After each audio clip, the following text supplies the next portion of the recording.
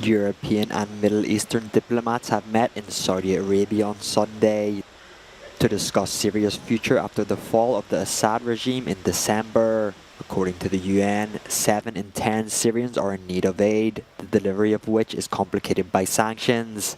The EU's top diplomat, Kaja Kallas, underlined the Union's priorities, which would be prerequisite for the lifting of sanctions. In Syria there are a lot of different groups, so it has to include all those groups. We also want to see no radicalization. We want to see inclusiveness of women also in the process. Germany's Foreign Affairs Minister Annalena Baerbock called for a, quote, smart approach to the sanctions that would enable aid to reach Syrian civilians.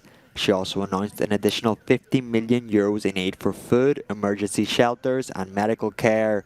EU foreign ministers are due to meet on the 27th of January to discuss the sanctions against Syria.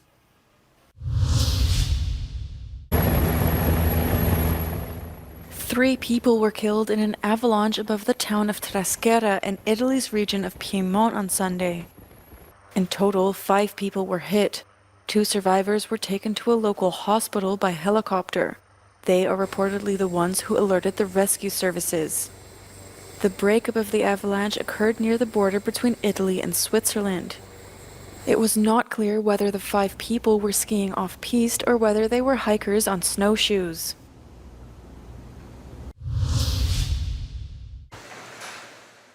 The sale of non-alcoholic specialty beer is on the rise in the Netherlands. Market research shows that 1 in 12 beers in Dutch supermarkets is now alcohol-free.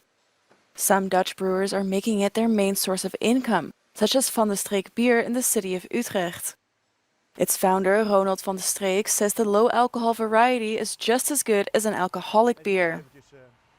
Er zijn hele generaties in Nederland die nog steeds geloven dat alcoholarm bier of alcoholvrij bier iets mist. En wij proberen ze elke dag weer te overtuigen dat dat absoluut niet aan de hand is. Ik durf te zeggen dat bij heel veel bieren het verschil niet meer te proeven is. Many student associations in the Netherlands are trying to stimulate drinking non-alcoholic beer to combat alcohol overconsumption. At this student bar in Eindhoven, more and more students are now choosing it. Elke week verkopen we wel een paar kratten van en het is hartstikke lekker.